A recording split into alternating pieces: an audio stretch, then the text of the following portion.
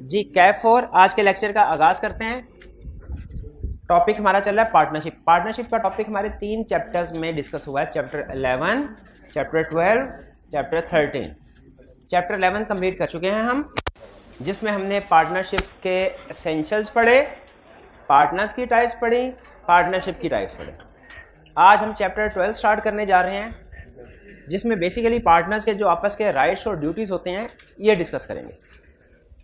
Chapter 12 खास तौर पे जो आज का लेक्चर है एग्जाम पॉइंट ऑफ व्यू से इंतहाई अहम है। इसमें से अक्सर केस स्टडी बेस्ड क्वेश्चन पूछता है, रिप्रोडक्शन का क्वेश्चन भी पूछ सकता है, लेकिन अक्सर केस स्टडी बेस्ड क्वेश्चन पूछता है। अटेंटिव होके सुनिएगा। Mutual rights and duties of partner, ये कंसेप्ट हम स्टार्ट करने जा रहे हैं चैप्टर 12 में। Mutual rights and duties of partner, जो कि ये concept case study point of view से इंतहाई अहम कंसेप्ट है। इसमें स्टडी क्या करेंगे? इसमें हम स्टडी करेंगे rights and duties of partner. Partner के आपस में राइट्स एंड ड्यूटीज क्या हैं। देखिए, एक होते हैं rights and duties third party के साथ, थर्ड पार्टी के साथ। यहाँ पे थर्ड पार्टी के साथ जो राइट्स ड्यूटीज एंड लायबिलिटीज हैं वो नहीं डिस्कस कर रहे हैं, बल्कि क्या डिस्कस कर रहे हैं? पार्टनर्स के आपस के, यानी पार्टनर्स का इंटरनल जो रिलेशनशिप है उसको हम डिस्कस करने जा रहे हैं कि उसमें हर पार्टनर के दूसरे के ऊपर क्या राइट्स हैं और क्या उसकी ड्यूटीज हैं। राइट्स एंड ड्यूटीज, लेकिन पार्टनर की एक दूसरे के साथ। ठीक है, इसमें राइट्स को स्टडी करेंगे पहले हम, फिर हम स्टडी करेंगे ड्यूटीज को। पहले राइट और फिर इसके बाद ड्यूटीज को। ड्यूटीज दो तरह से उसने क्लासिफाई किए, एक एब्सोल्यूट ड्यूटीज और एक क्वालिफाइड ड्यूटीज। यानी एब्सोल्यूट ड्यूटीज वो हैं जो कि पार्टनर्स अगर चाहें भी चेंज नहीं कर सकते, और क्वालिफाइड ड्यूटीज वो हैं जो अगर पार्टनर चाहें तो चेंज कर सकते हैं। अच्छा, राइट्स की तरफ चलने से पहले मैं एक बेसिक असूल आपको बता दूं कि कंसेप्ट का, पार्टनरशिप में कंसेप्ट का असूल क्या है। पार्टनरशिप पे जो लॉ एप्लीकेबल है उसे कहते हैं पार्टनरशिप एक्ट 1932। इस पार्टनरशिप एक्ट में भी पार्टनर के राइट्स और ड्यूटीज डिस्कस किए गए हैं। बेसिकली आज जो हम राइट्स एंड ड्यूटीज पढ़ने जा रहे हैं ये वही राइट्स एंड ड्यूटीज हैं जो पार्टनरशिप एक्ट में डिस्कस हुए हैं। लेकिन अगर पार्टनर्स चाहें तो एग्रीमेंट के जरिए से भी rights and duties partnership agreement में लिख सकते हैं। भाई ये बात समझ आई? यानी एक तो राइट्स एंड ड्यूटीज सारी कहां लिखी हुई है? पार्टनरशिप एक्ट में। पार्टनर्स अगर चाहें तो एग्रीमेंट, जो पार्टनरशिप एग्रीमेंट या पार्टनरशिप डीड है, इसमें भी राइट्स एंड ड्यूटीज लिख सकते हैं। वो चाहे तो एज इट इज वही राइट्स एंड ड्यूटीज लिख दें जो पार्टनरशिप एक्ट में लिखी हुई हैं, और चाहे तो चेंज कर दें। जैसे एक एग्जांपल आपके साथ शेयर करता हूं कि पार्टनरशिप एक्ट में लिखा हुआ है कि पार्टनर्स की profit and loss sharing ratio equal होगी। पार्टनर्स की profit and loss sharing ratio चाहे किसी का कैपिटल कम है चाहे किसी का कैपिटल ज्यादा, उससे फर्क नहीं पड़ता, पार्टनर्स की profit and loss sharing ratio equal होगी। पार्टनर्स अगर चाहें तो आपस में एग्रीमेंट करते हुए एग्रीमेंट में मॉडिफिकेशन कर सकते हैं इस चीज में, कि वो कह सकते हैं इक्वल नहीं होगी, एक का शेयर होगा 40%, दूसरे का होगा 60%। पार्टनरशिप एक्ट इसकी इजाजत देता है। यानी जब पार्टनरशिप ने एक्ट में राइट्स एंड ड्यूटीज लिखी गई तो नीचे एक लाइन लिखी गई, क्या कि अगर पार्टनर चाहें तो आपस में एग्रीमेंट के जरिए से इन राइट्स एंड ड्यूटीज को चेंज कर सकते हैं। लेकिन कुछ राइट्स एंड ड्यूटीज हैं जो कि चेंज नहीं होंगे, वो एग्रीमेंट करके भी चेंज नहीं कर सकते। जैसे अगर पार्टनर्स एग्रीमेंट कर लें कि कोई एक पार्टनर ऐसा होगा जिसकी लायबिलिटी लिमिटेड होगी, तो लॉ ने कहा नहीं, मैंने कह दिया जब सब पार्टनर्स की लायबिलिटी अनलिमिटेड होगी तो सारे पार्टनर्स की लायबिलिटी अनलिमिटेड होगी। यानी कुछ राइट्स एंड ड्यूटीज सारी लिखी पार्टनरशिप एक्ट में है। आप कुछ राइट्स एंड ड्यूटीज को एग्रीमेंट के जरिए से चेंज कर सकते हैं, कुछ को चेंज नहीं कर सकते। ठीक है, जिनको चेंज कर सकते हैं उनको उसने नाम दिया क्वालिफाइड का, और जिनको चेंज नहीं कर सकते उनको नाम दिया एब्सोल्यूट का। तो कुछ ड्यूटीज एब्सोल्यूट है, कुछ ड्यूटीज क्वालिफाइड है। ठीक है, तो मेन कंसेप्ट अभी तक हमने क्या स्टडी किया कि जो हम ये लर्निंग ऑब्जेक्टिव पढ़ने जा रहे हैं rights and duties of partners का, ये पार्टनरशिप एक्ट में भी लिखा हुआ है और पार्टनर्स आपस में एग्री भी कर सकते हैं अगर पार्टनर्स आपस में एग्री कर लें तो फिर वो अप्लाई होगा जो एग्री किया हुआ है, और अगर एग्री नहीं किया हुआ तो वो अप्लाई होगा जो पार्टनरशिप में लिखा हुआ है। लेकिन कुछ चीजें ऐसी हैं जिनको पार्टनर एग्री करके भी चेंज कर सकते, एग्री करके भी चेंज नहीं कर सकते, वो वही अप्लाई होंगी जो पार्टनरशिप में लिखी हुई है। यानी कुछ चीजों को पार्टनरशिप एक्ट ने फिक्स कर दिया, इनको चेंज नहीं कर सकते। बाकियों को उसने कहा ये भी मैं लिख देता हूं, अगर आप इनको चेंज करना चाहो तो कर लो, नहीं चेंज करना तो एज इट इज अप्लाई हो जाएगी। बात समझ आई? ठीक, चलिए। तो अक्सर यहां पे लिखा होगा कि पार्टनर का राइट ये है, आगे लिखा होगा unless otherwise agreed. Unless otherwise agreed, इसका मतलब क्या? अनलेस अदरवाइज एग्रीड के चाहे तो एग्री करके चेंज कोई और कर सकते हैं, और अगर एग्री नहीं करते कुछ और तो फिर ये अप्लाई होगा। अनलेस एग्रीड अदरवाइज का मतलब समझ आया कि नहीं? ये बार बार अल्फाज आएंगे, तो बताइए क्या मतलब है अनलेस एग्रीड अदरवाइज का? आप बताइए। अनलेस एग्रीड अदरवाइज का मतलब क्या है? कि ये चीज पार्टनरशिप एक्ट में लिखी हुई है, लेकिन अगर पार्टनर इसको एग्रीमेंट करके चेंज करना चाहे तो कर सकते हैं।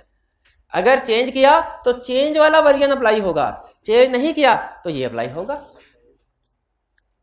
भाई अनलेस एग्रीड अदरवाइज का मतलब समझ आया? चलिए अब स्टार्ट करते हैं। अच्छा, अब जहां पे ना ये जो फ्रंट पे स्टूडेंट बैठे हुए हैं, जहां पे अनलेस एग्रीड अदरवाइज का लफ्ज आया तो आपने मुझे बता देना है कि सर इस कंसेप्ट में, ठीक है? फिर वहां पे मैं आपसे पूछूंगा कि इसका मतलब क्या है। आपने मुझे एक दफा ओके कर दिया कि मतलब समझ आ गया, ठीक है? अच्छा, ये हैं राइट्स एंड ड्यूटीज। वैसे तो एक लेक्चर में भी पढ़ाए जा सकते हैं, लेकिन चूंकि case study point of view से अहम है तो मैं साथ साथ केस स्टडी के पॉइंट ऑफ व्यू से डिटेल एक्सप्लेनेशन आपके साथ शेयर करता जाऊंगा। ये एक नहीं 2 लेक्चर में कवर कराऊंगा, लेकिन बेफिक्र हो जाएं, हमारे पास सफिशिएंट लेक्चर मौजूद हैं, ठीक है? हमारे चैप्टर्स कितने हैं टोटल? 18 है, और अभी 11 चैप्टर्स हो गए, बाकी सिर्फ 7 रह गए हैं, जबकि तकरीबन आधा सेशन अभी हमारा बाकी है, कमोबेश आधे से थोड़ा सा कम है, लेकिन तकरीबन आधा, ठीक है? कोई बात नहीं, फर्स्ट चैप्टर फिर भी हमारे हम सभी मतलब कंफर्टेबल पोजीशन पे, बेफिक्र। तो अगर इसको एक ही बजाय एग्जाम पॉइंट ऑफ व्यू से है, मैं 2 लेक्चर में कवर कर दें, कोई हर्ज नहीं। स्टार्ट करें जी। अच्छा, मुझे बताइए, पार्टनर्स के एक दूसरे के ऊपर कोई राइट्स एंड ड्यूटीज हैं? हकूक और फराइज हैं पार्टनर्स के एक दूसरे के ऊपर? बिल्कुल हैं। राइट्स भी पढ़ेंगे, ड्यूटीज भी पढ़ेंगे। पहले क्या पढ़े? राइट्स पढ़ लेते हैं। हकूक क्या है? सबसे पहला right to take part in conduct of business. हर पार्टनर का राइट है कि वो बिजनेस में पार्टिसिपेट करे। हर पार्टनर का राइट है कि वो बिजनेस में पार्टिसिपेट करे, चाहे कैपिटल कम है, चाहे कैपिटल ज्यादा, चाहे कैपिटल है ही नहीं, चाहे कैपिटल है ही नहीं, लेकिन हर पार्टनर का राइट है कि वो बिजनेस में पार्टिसिपेट करे। बिजनेस में जब फैसले किए जाएं उसका भी मशवरा लिया जाए, उसका भी मशवरा राइट हर एक का है, लेकिन इसको चेंज किया जा सकता है अनलेस एग्रीड अदरवाइज। इसका मतलब क्या? अगर कोई पार्टनर कहे ना ना ना ना ना, मैंने तो बनना है स्लीपिंग पार्टनर, मैं पार्टिसिपेशन नहीं करूंगा, तो क्या ऐसा हो सकता है कि वो पार्टिसिपेट? बिल्कुल है, बिल्कुल है, ठीक है? तो पहला कंसेप्ट क्या हुआ कि हर पार्टनर का राइट है कि वो कंडक्ट ऑफ बिजनेस में पार्टिसिपेट करे, लेकिन अगर कोई पार्टनर चाहे तो ऐसा भी हो सकता है कि वो पार्टिसिपेशन ना करे। इसकी एक एग्जांपल है हमारे पास स्लीपिंग पार्टनर, और एक एग्जांपल है साइलेंट पार्टनर। स्लीपिंग पार्टनर और साइलेंट पार्टनर। स्लीपिंग पार्टनर और साइलेंट पार्टनर में सिमिलैरिटी क्या है? सिमिलैरिटी क्या है? दोनों बिजनेस मैनेजमेंट में पार्टिसिपेशन नहीं करते। और डिफरेंस क्या है?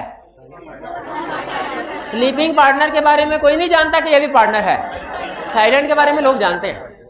स्लीपिंग अगर रिटायर हो तो नोटिस देना लाजमी है, और एक्टिव पार्टनर रिटायर हो तो अगर नहीं नोटिस देता, कौन सा कंसेप्ट अप्लाई होगा? पार्टनर बाय स्टॉपल का। शाबाश शाबाश, बहाने से हमारी कंसेप्ट की रिवीजन हो गई। ये क्लियर? आगे चलते हैं। Right to be consulted. हर पार्टनर का राइट है कि उससे मशवरा लिया जाए, बिजनेस मामलात उसे कंसल्ट किए जाएं। देखिए, पार्टनर मशवरा दे सकता है, हर फैसला नहीं, फैसला नहीं। पूछना लाजिम है हर पार्टनर से कि भाईजान ये मसला है, बताइए लोन लेके ना ले।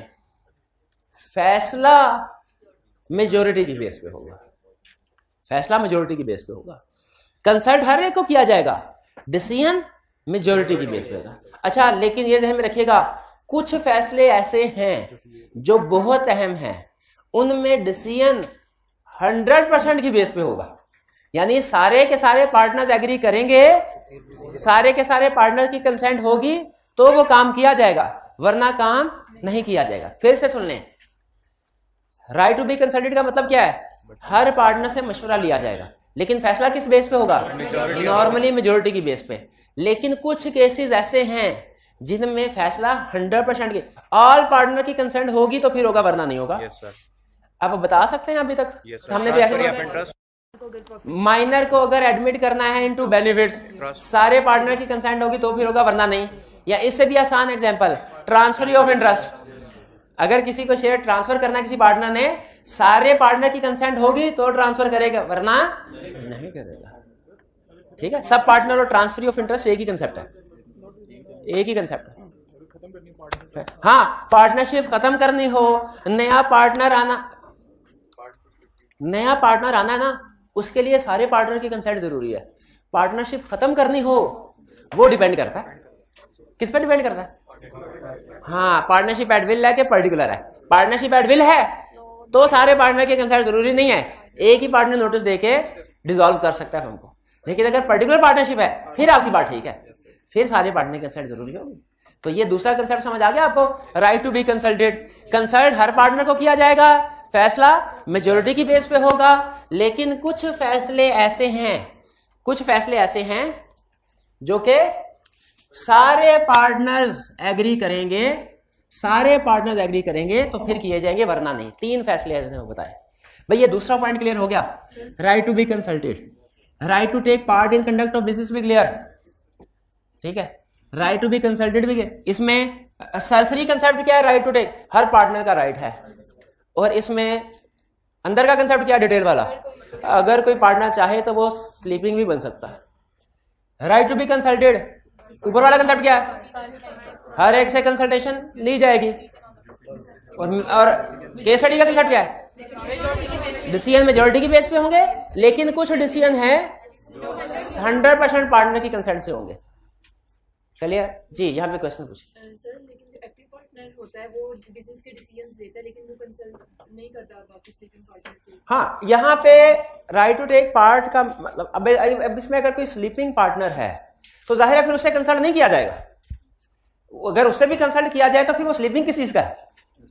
स्लीपिंग। जब पार्टनरशिप में एग्रीमेंट हो गया कि A B C active partner होंगे, डी स्लीपिंग पार्टनर होगा, तो फिर इसका मतलब यह है अब जो फैसले डिसीजन मेकिंग होनी है वो ए बी और सी से पूछ के होनी है, डी से पूछ के नहीं होनी। उसने तो पहले कह दिया मैं बिजनेस में, उसने कहा मैं इसलिए तो कहा कि तुम रोज रोज मुझे डिस्टर्ब ना करो, तो बार बार कॉल ना करो, जो तुम मुनासिब समझते हो कर लो। जी जी बिल्कुल, कोई भी फैसला कर, स्लीपिंग हो गया ना पार्टनर, वो डिसीजन मेकिंग से आउट हो गया, पार्टिसिपेशन से आउट हो गया। आगे चलते हैं। Right of access to books और अकाउंट्स। अब इसमें 2 टर्म्स हैं, दोनों में फर्क बताना चाहता हूं बुक्स और अकाउंट्स में। अकाउंट्स पुरानी टर्म है, इसका नया नाम है फाइनेंशियल स्टेटमेंट्स। फाइनेंशियल स्टेटमेंट, लेकिन चूंकि पार्टनरशिप एक्ट पुराना है तो उसमें चेंजेस अभी रिवाइज नहीं हुआ, ना करीब रिवाइज होने का कोई चांस है, तो उसमें लफ्ज अकाउंट्स ही चला। बुक्स का मतलब होता है T accounts, journal ledger trial.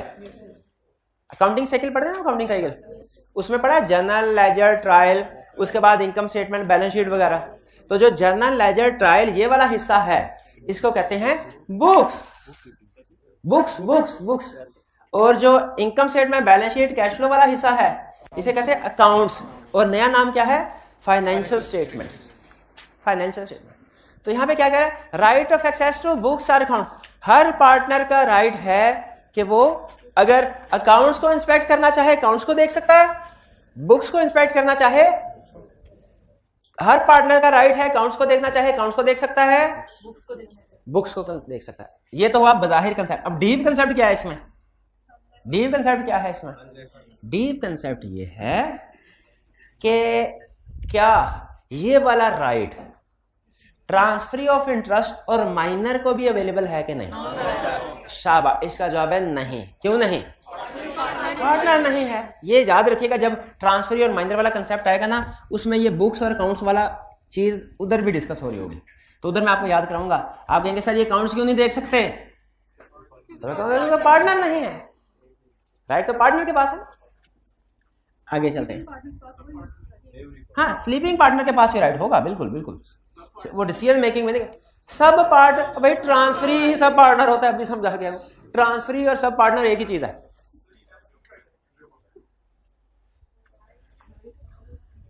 नहीं, राइट्स में एब्सोल्यूट नहीं, असल में ना राइट में क्वालिफाइड और एब्सोल्यूट की बाइफर्केशन नहीं है, ड्यूटीज में है। राइट में इसलिए नहीं है, राइट का मतलब है चाहे आप ये काम करें या ना करें, जो चीज आपका राइट है ना, चाहे करें चाहे ना करें, वो अंडरस्टूड है। नहीं करना चाहते ना करें। ड्यूटीज का मतलब होता है लाजमी ये काम करना है, लाजमी। तो ड्यूटीज में उन्होंने बताया कि कुछ को चेंज कर सकते हैं, कुछ को नहीं। राइट को तो हर एक को जब चेंज करना है, कोई पार्टनर कहता है नहीं मैंने ये काम करना, तो ना करे। राइट में बाय डिफॉल्ट सारे राइट्स क्वालिफाइड है।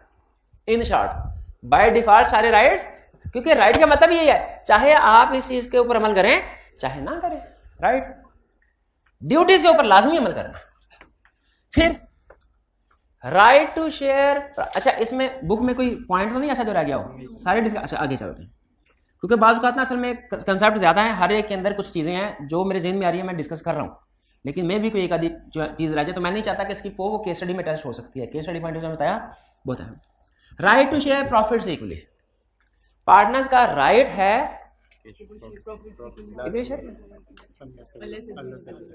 अच्छा आप जरा सुनिएगा, प्रॉफिट शेयरिंग रेशो हो रहा है, प्रॉफिट या लॉस शेयरिंग का मतलब हो रहा है, लायबिलिटी शेयरिंग का मतलब हो रहा है। ये बात तो हमने डिस्कस कर ली ना।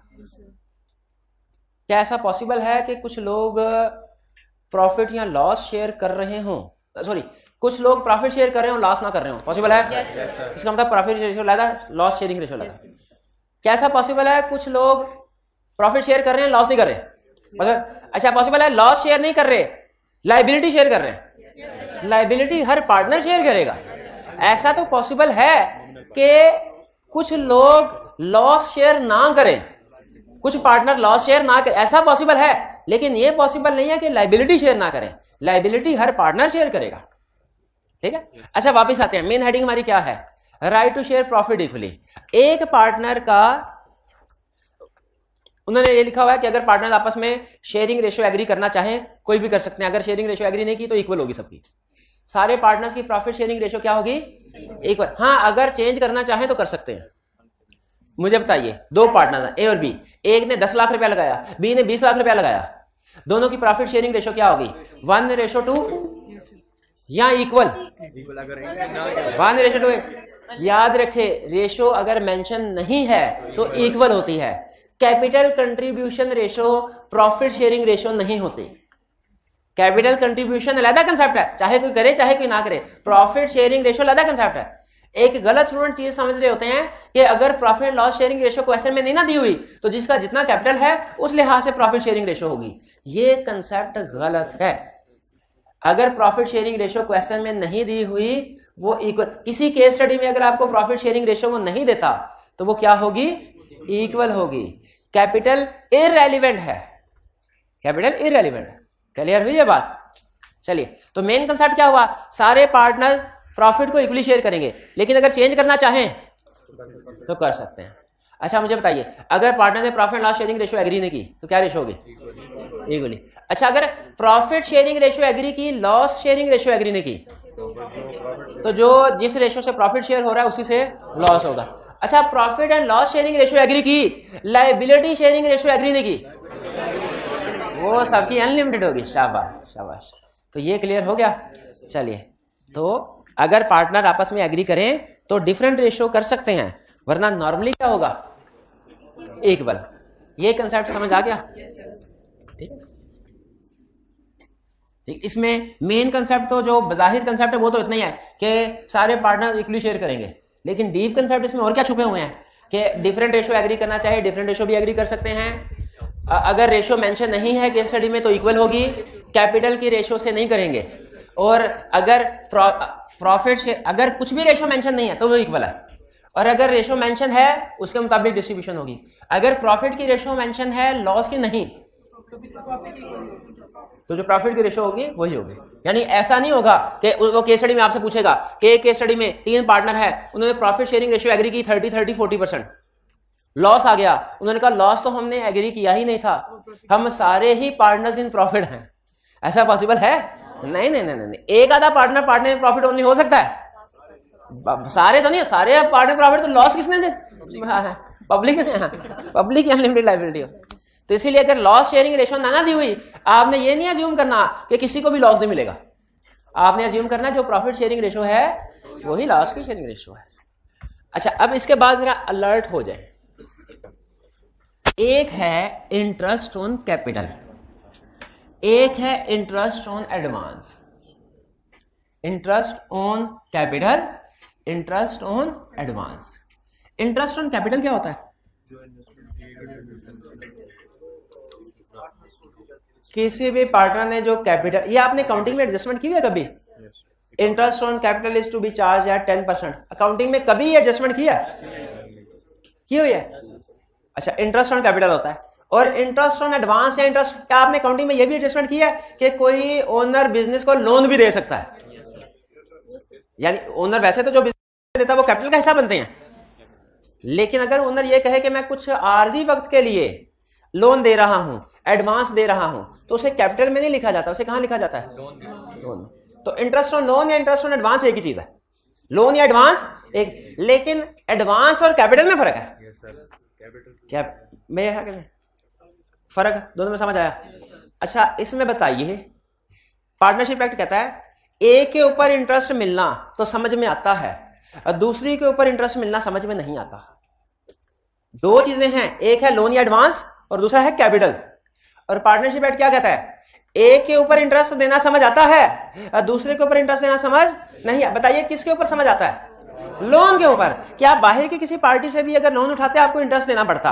लोन देना समझ में आता है, interest on loan, interest on advance ये समझ में आता है, इंटरेस्ट ऑन कैपिटल समझ में नहीं आता। भाई क्यों नहीं आता? इसलिए कि कैपिटल डाला है तो उसके बदले में तो प्रॉफिट लेके जा रहा है, तो इंटरेस्ट तो नहीं ना लेके जाना चाहिए, इंटरेस्ट तो है ना। लेकिन वो कहता है अगर पार्टनर एग्री करें तो फिर मिल जाए, फिर हमें क्या एतराज है, फिर हमें भी करें। लेकिन सुन ले पहला बहुत अहम चीज, अगर पार्टनरशिप एग्रीमेंट साइलेंट है, अगर पार्टनरशिप एग्रीमेंट साइलेंट है, कैपिटल के ऊपर इंटरेस्ट नहीं मिलना, लोन या एडवांस के ऊपर इंटरेस्ट मिलेगा। कैपिटल के ऊपर इंटरेस्ट नहीं मिलना, लोन या एडवांस के ऊपर इंटरेस्ट, अगर पार्टनरशिप एग्रीमेंट साइलेंट है। साइलेंट का मतलब क्या है? उसमें कुछ नहीं लिखा हुआ इस बारे में, तो कैपिटल के ऊपर इंटरेस्ट नहीं मिलेगा, लोन या एडवांस के ऊपर इंटरेस्ट मिलेगा। ये बात समझ आई? किस रेट में मिलेगा? तय किया। अभी तो कहा पार्टनरशिप साइलेंट है, तो जब साइलेंट है तो इसका मतलब है तय कोई भी नहीं किया होगा। अगर फिर से बताएं, अगर पार्टनरशिप एग्रीमेंट साइलेंट है यानी पार्टनरशिप एग्रीमेंट में इससे रिलेटेड कुछ भी जिक्र नहीं है, तो कैपिटल के ऊपर इंटरेस्ट मिलेगा? नहीं मिलेगा। किस रेट से नहीं मिलेगा? तो किसी में ये सवाल ही रेलिवेंट है, और नहीं मिलेगा तो फिर नहीं मिलेगा। अच्छा फिर, अच्छा इस भी असर है, तो फिर आगे बताएं, लोन या एडवांस के ऊपर इंटरेस्ट मिलेगा? किस रेट पे? ये तो नहीं कहेंगे जो एग्री हुआ है, एग्री नहीं हुआ, मैं पहले ही कह चुका हूं एग्री कुछ नहीं हुआ। इसमें ला ने कहा है 6% रेट ऑफ इंटरेस्ट स्टैंडर्ड है, 6%, और ला ने कहा ये मिले ही मिलेगा। इंटरेस्ट ऑन लोन या इंटरेस्ट ऑन एडवांस मिले ही मिलेगा। मिले ही मिलेगा का मतलब क्या है? प्रॉफिट हुआ फिर भी मिलेगा, लॉस हुआ फिर भी मिलेगा, प्रॉफिट हुआ फिर भी मिलेगा, लॉस हुआ फिर भी मिलेगा। यानी इंटरेस्ट ऑन कैपिटल प्रॉफिट हुआ, क्वेश्चन की रिक्वायरमेंट को गौर से पढ़ें। इंटरेस्ट ऑन कैपिटल प्रॉफिट, अगर पार्टनरशिप एग्रीमेंट साइलेंट है, इंटरेस्ट ऑन कैपिटल प्रॉफिट हुआ तो नहीं मिलेगा, लॉस हुआ तो नहीं मिलेगा। इंटरेस्ट ऑन एडवांस प्रॉफिट हुआ तो मिलेगा 6% से, लॉस हुआ तो फिर भी मिलेगा 6% में, फिर भी मिले। यानी इंटरेस्ट ऑन लोन या interest on advance her case में मिलेगा। ये कब था? जब साइलेंट हो। अब दूसरी कहानी, जब पार्टनरशिप में मेंशन हो, जब पार्टनरशिप में मेंशन, अब पार्टनरशिप मेंशन, अगर पार्टनरशिप में मेंशन है इंटरेस्ट ऑन कैपिटल तो मिलेगा, एट द रेट ऑफ 10% तो मिलेगा, और अगर एट द रेट ऑफ 8% है तब भी मिलेगा, और एट द रेट ऑफ 4% है तब भी मिलेगा। लेकिन अगर प्रॉफिट है तो मिलेगा, लॉस है तो ये भी नहीं मिलेगा चाहे लिखा हुआ है। वो कहता है लॉस हुआ तो फिर काहे का, फिर कोई इंटरेस्ट नहीं है। प्रॉफिट हुआ तो मिलेगा इंटरेस्ट ऑन कैपिटल, लॉस हुआ तो चाहे एग्री क्यों ना किया हो। ठीक है, और अगर इंटरेस्ट ऑन लोन मेंशन किया है 10% में मिलेगा, तो किस रेट में मिलेगा? 10%। मेंशन कर दिया तो जो भी मेंशन किया वो अप्लाई होगा 10%। और अगर 4% मेंशन किया तो 4%। जो भी मेंशन किया है, जो भी भैया, पार्टनरशिप का रूल ही यही होता है। पार्टनरशिप में whichever is higher whichever is lower थोड़ी होता है। 8% किया तो 1% होगा, 4% मेंशन किया तो 4%, कुछ भी मेंशन नहीं किया तो स्टैंडर्ड अप्लाई होगा 6%। इंटरेस्ट लोन प्रॉफिट है तो फिर भी मिलेगा, लॉस है तो फिर भी मिलेगा। इसका मतलब ये हुआ, अगर हम बात करें, अब समरी की तरफ आ रहा हूं, इंटरेस्ट ऑन लोन या इंटरेस्ट ऑन एडवांस की बात करें, तो अगर पार्टनरशिप में कुछ भी तय नहीं हुआ तो 6% रेट ऑफ इंटरेस्ट के हिसाब से मिलेगा, चाहे पार्टनरशिप को प्रॉफिट है चाहे लॉस है। और अगर तय पाया हुआ है तो जो रेट ऑफ इंटरेस्ट तय पाया है उस हिसाब से मिलेगा, चाहे पार्टनरशिप को प्रॉफिट है चाहे लॉस है। और इंटरेस्ट ऑन कैपिटल का असूल क्या है कि अगर कुछ भी तय नहीं पाया तो इंटरेस्ट ऑन कैपिटल नहीं मिलेगा, और अगर तय पाया है तो जो तय पाया है वो इंटरेस्ट ऑन कैपिटल मिलेगा, प्रोवाइडेड प्रॉफिट हो। लॉस हुआ तो फिर नहीं मिलेगा। क्लियर हुई ये बात? इंटरेस्ट ऑन कैपिटल और इंटरेस्ट ऑन एडवांस में फर्क समझ आया? ये केस स्टडी में ध्यान में रखेंगे। चलिए ये देखिए, यही लिखा, कोई चीज रहा तो नहीं गई। एग्रीड, यानी एग्रीड का मतलब जो स्पेसिफाई किया, जो स्पेसिफाई किया। आगे चलते हैं। इंटरेस्ट ऑन कैपिटल उसी वक्त मिलेगा अगर उन्होंने पार्टनरशिप में लिखा हुआ है, एग्री किया हुआ है, और फर्म को प्रॉफिट होता है। जबकि इंटरेस्ट ऑन एडवांस हर सूरत में मिलेगा, चाहे प्रॉफिट है चाहे लॉस है। अगर एग्री किया है तो एग्री वाला रेट मिलेगा, एग्री नहीं किया तो 6% मिलेगा। आगे चलते हैं। Right to be indemnified. Indemnified का मतलब क्या होता है? कंपनसेट। कि कंपनसेट क्या है? अगर किसी पार्टनर को बिजनेस के रोजमर्रा के अखराजात में उसे कुछ पैसे लगाने पड़ जाएं, उसे कुछ खर्चा करना पड़ जाए पार्टनर को, ठीक है, तो क्या वो रीइंबर्स से करवा सकता है? बिल्कुल करवा सकता है। पार्टनरशिप के अकाउंट में पैसे नहीं है, बिजली का बिल आ गया, नहीं पे किया तो जुर्माना लगेगा या कनेक्शन कट जाएगा, पार्टनर ने अपनी जेब से पे कर दिया, इंडेमनीफाई करना है कि नहीं करना? बिल्कुल करना। यह right to be indemnified, simple concept है। ये नॉर्मली केस स्टडी में ये इंडेमनीफाइड वाला पॉइंट नहीं पूछता, लेकिन पूछे भी तो हमें पता है कि इसका मतलब क्या है कि पार्टनरशिप के लिए जो भी खर्चा किया गया वो उसे वापस मिलेगा। Right to retire.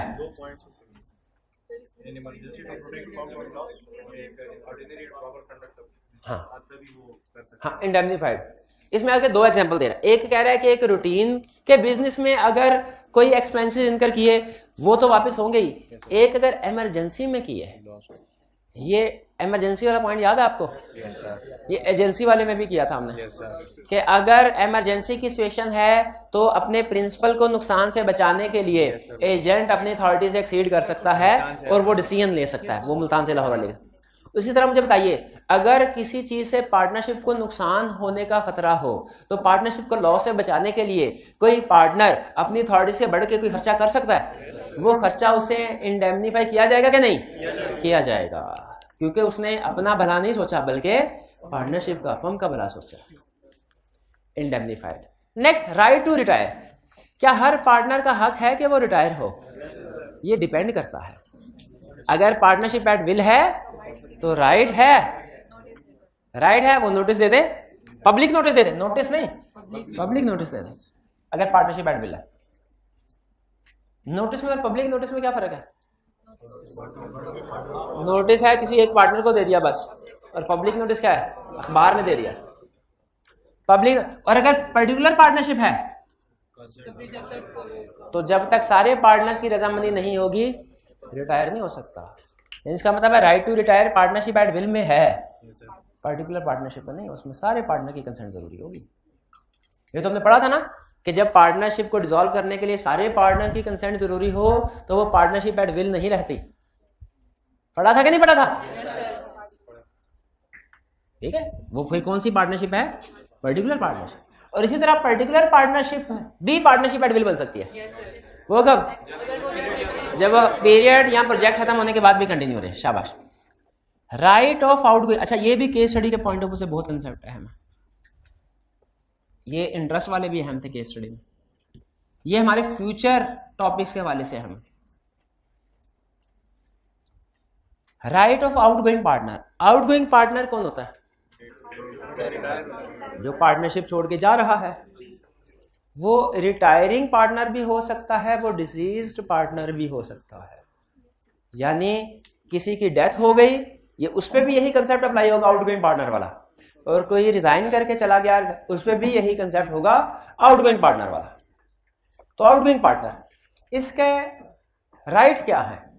जो आउटगोइंग पार्टनर होता है ना, अगर जिंदा हो तो इसको, और अगर जिंदा नहीं है तो इसके वाली वारसान को हम दो ऑप्शन रखते हैं, कहते हैं दोनों ऑप्शन में से एक ऑप्शन उठा लो। दो ऑप्शन। देखिए बेहतरीन तरीका तो यह है कि जब कोई पार्टनर रिटायर हो रहा है या उसकी डेथ हुई है, तो आप उसका जितना भी हिसाब किताब बनता है वो उसे दे के फारिग कर दें।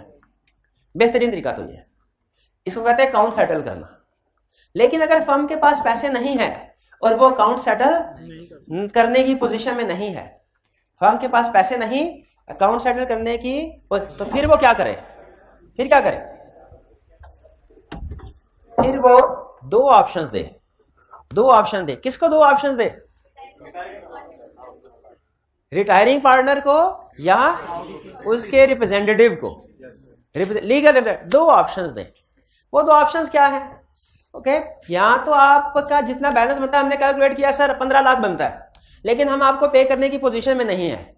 पहली ऑप्शन ये है कि आप इस 15 लाख को लोन टू फर्म कंसीडर कर लें, हम इसको लोन कंसीडर कर लें और उसके ऊपर आप 6% इंटरेस्ट देते रहें, आप इंटरेस्ट कमाते रहें। और दूसरी ऑप्शन ये है, इसको हम कैपिटल समझ लेते हैं और इस पे जितना भी फिर प्रॉफिट का शेयर पहले मिलता होता था जब पार्टनरशिप में था ये पार्टनर, उसी लिहाज से प्रोपोर्शनेट शेयर अब भी मिलता रहेगा। बोले है मंजूर? क्या मंजूर है? इंटरेस्ट चाहिए कि प्रोपोर्शनेट शेयर चाहिए? अच्छा ये फैसला पहले बताइए, ये एक लीगल केस था, उसमें जज ने ये इंटरप्रिटेशन दी। उसने कहा पहले ये बताइए कि ये फैसला करना किसने है कि 6% देना है या प्रोपोर्शनेट शेयर ऑफ प्रॉफिट? ये फैसला क्या ये एग्जिस्टिंग पार्टनर्स ने करना है?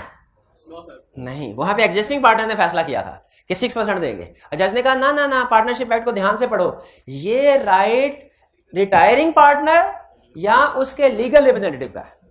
वो फैसला करेंगे कि हमें क्या चाहिए, हमें 6% इंटरेस्ट चाहिए या के शेयर ऑफ प्रॉफिट। ठीक है, अगर तो वो रिस्क टेकर हुए तो क्या ऑप्शन सेलेक्ट करेंगे?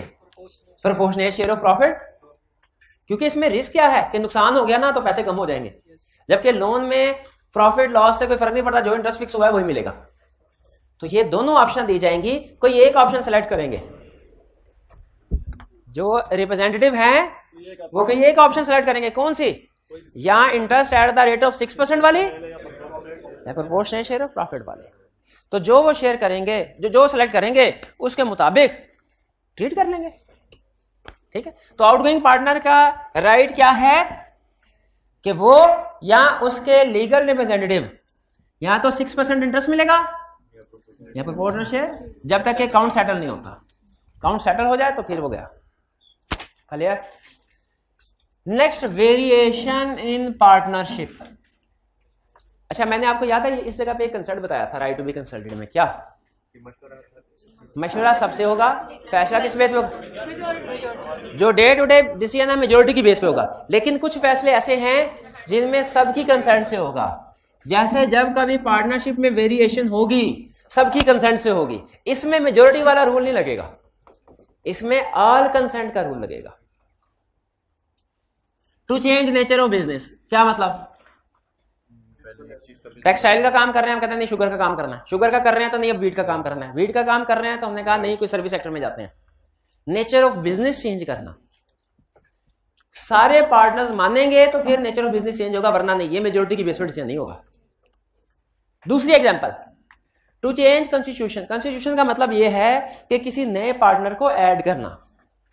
अगर किसी नए पार्टनर को ऐड करना है, सारे पार्टनर्स की कंसेंट होगी तो नए पार्टनर को ऐड किया जाएगा। एक पार्टनर भी अगर एग्री ना किया तो नया पार्टनर है, एक केस स्टडी में उसने कहा 10 में से 9 पार्टनर्स कहते हैं नया बंदा ले आए, एक पार्टनर कहता है नया बंदा ना आए। बताइए नए पार्टनर को इन किया जाएगा कि नहीं? नहीं किया जाएगा। एक केस स्टडी में उसने कहा 10 पार्टनर्स हैं, 9 मिलके 10वें को पार्टनरशिप से आउट करना चाहते हैं, नहीं कर सकते, कंसेंट ऑफ ऑल पार्टनर्स। जब तक कि उसकी खुद की अपनी कंसेंट है तो वो खुद कंसेंट थोड़ी देगा। तो इसका मतलब है जब तक सारे 10 के 10 पार्टनर एग्री ना करेंगे, 10 पार्टनर है तो ना पार्टनरशिप में कोई नया बंदा आएगा, ना किसी को निकाला जा सकता है। कॉन्स्टिट्यूशन ऑफ पार्टनरशिप यानी कंपोजिशन ऑफ पार्टनरशिप, पहले पार्टनर की कंपोजिशन चेंज नहीं होगी। Profit and loss sharing ratio, जब तक सारे पार्टनर एग्री नहीं करेंगे profit and loss sharing ratio change नहीं होगी। ठीक है, इसका मतलब है इन शॉर्ट कि पार्टनरशिप एग्रीमेंट में किसी किस्म का अगर चेंज होगा ना, क्योंकि देखिए ये सारी चीजें पार्टनरशिप एग्रीमेंट में लिखी होती हैं, तो उसके लिए सारे पार्टनर की कंसेंट जरूरी है। वरना पार्टनरशिप एग्रीमेंट के अलावा कोई बिजनेस में चेंज, कि किससे माल खरीदना है किससे नहीं खरीदना, इसको उधार दिया जाए कि नहीं दिया जाए, इस बैंक से लोन लिया जाए कि नहीं लिया जाए, इस तरह के फैसले करने हैं मेजोरिटी की बेस में। लेकिन ये 3 एग्जांपल जिन्हें रखिए, इनमें सारे पार्टनर्स एग्री करेंगे। आगे चलते हैं next, right of partners after change in firm. हाँ, आफ्टर चेंज इन, ये काउंटिंग में एक बड़ी एडजस्टमेंट हुआ करती थी, मुश्किल। तो उस वक्त समझ नहीं आती थी कि इतनी मुश्किल एडजस्टमेंट क्यों है। फिर पार्टनरशिप एक्ट पढ़ा तो पता चला कि यहाँ पे उसने डिस्कस किया हुआ है, और यहाँ पे बड़े आसान अल्फाज में डिस्कस किया है। आपने पार्टनरशिप का टॉपिक किया हुआ काउंटिंग में? कितने स्टूडेंट से किया हुआ? 2-4 स्टूडेंट। ठीक है, क्या क्या रहा है इसमें? वो कहता है जब कभी पार्टनरशिप में चेंज आएगा, पार्टनरशिप में, अच्छा आगे चलने से पहले ये हम पढ़ लेते हैं कि चेंज से क्या मुराद है। चेंज से मुराद है पार्टनरशिप की कंपोजिशन चेंज होगी, यानी नया पार्टनर आएगा पुराना चला जाएगा। ये ऊपर हमने पढ़ चुके हैं। कॉन्स्टिट्यूशन या कंपोजिशन में चेंज होने का ये मतलब है। यहां फर्म किसी फिक्स पीरियड के लिए चली थी और उसके खत्म हो गया, उसके बाद भी काम कर रही है। ठीक है, या कोई एडिशनल वेंचर या अंडरटेकिंग स्टार्ट किया। जैसे फर्ज कीजिए पार्टनरशिप थे, लाहौर में कॉलेज खोला, उन्होंने फिर कहा अच्छा ऐसा करते हैं फैसलाबाद में भी कॉलेज खोलते हैं।